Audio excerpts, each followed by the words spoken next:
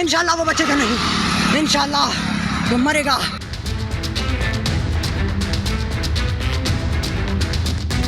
लारेब का बड़ा कबूलनामा, जिहादी सोच का कारनामा। टिकट का झगड़ा बहाना, कट्टरता फैलाना इरादा।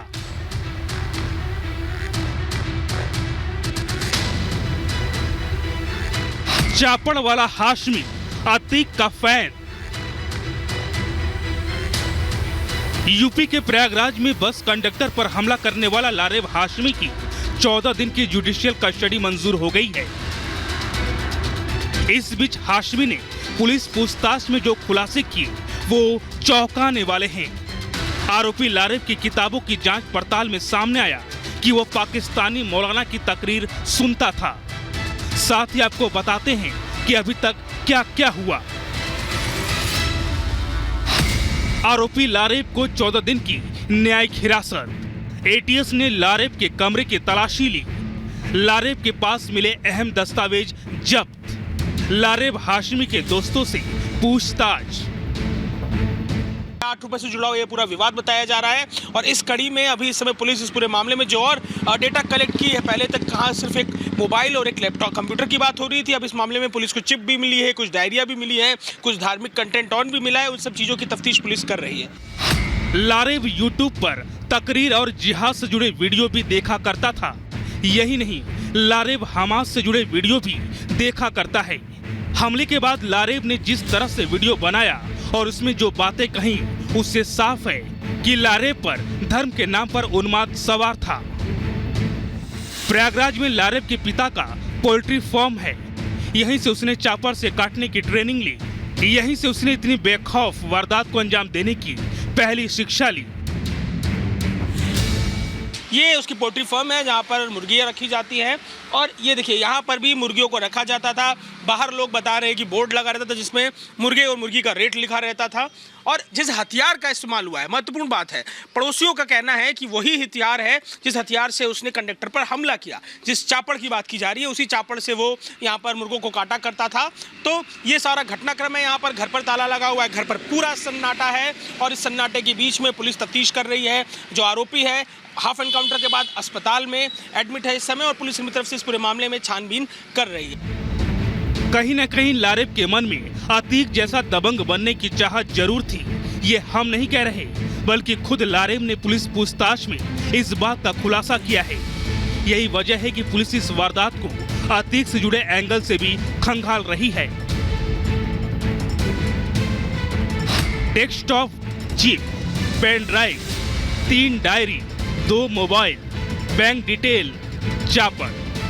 आरोपी लारेब का रोल मॉडल अतीक अहमद था। ये बात उसने खुद कबूली है, ये उसका कबूलनामा है। आरोपी लारेब ने अतीक के स्टाइल में ही कंडक्टर पर हमले करने की कोशिश की। अपराध जगत में एंट्री के लिए लारेब ने अतीक के स्टाइल को कॉपी करने का प्रयास किया। लारेब का कपड़ा पहनने का तरीका भी अतीक अहमद की तरह है। हमले के बाद के वीडियो में भी वो अतीक के स्टाइल में दिखाई दे रहा है।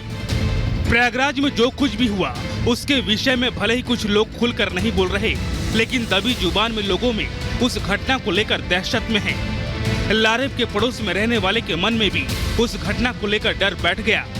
यहाँ से फ्रांस तक, पूरी दुनिया तक ये गरीब नवाज के दर का कुछ दबान दे रहा है जिसने हुजूर के खिलाफ बात की है। लारेब को देखने वाले और जानने वाले भी यही कह रहे हैं कि मन में डर तो है ही।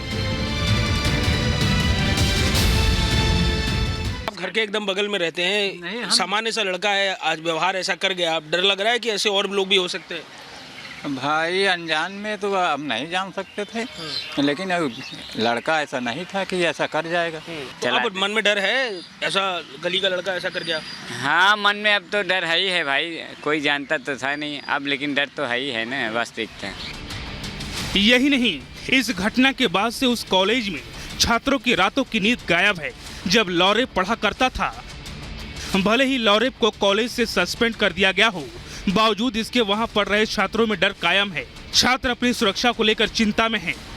इस इलाके में जहां ये घटना घटी, ये कॉलेज कैंपस का आसपास का इलाका है, वो बच्चे जो अपने परिवार से दूर हॉस्टल्स में रहते कह रहे थे मुझसे कि बेहद डर में है, किसी पे यकीन नहीं हो रहा, किसके बैग में क्या हो कुछ अंदाजा नहीं। बच्चे इकट्ठे होते होंगे, दुकानों पर आते जाते रहते होंगे, सुना आपने बात करते हुए बच्चे क्या बात कर रहे हैं? बच्चे हाँ, बच्चे डर रहे हैं कि ये पहली बार ऐसा हुआ है, कल के हमारे साथ भी हो सकता है, इस टाइप की चर्चा हो रही है। जो कॉलेज के बच्चे थे वो इतने हैरान, हताश और डरे हुए थे कि जो परिवार से दूर है उनको एक दूसरे पे भरोसा नहीं। वो ये कह रहे हैं कि उनकी सुरक्षा की गारंटी क्या है।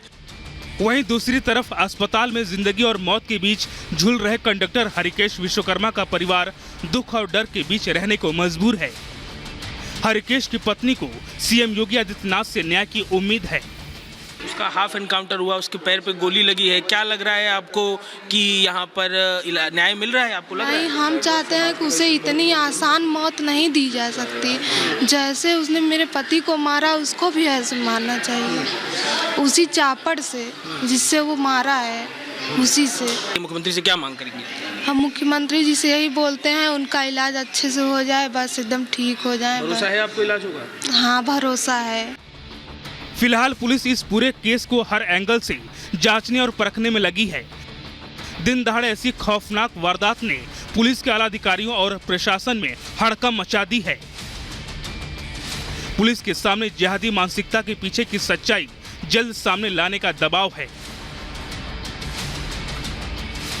Bureau report, Republic Bharat.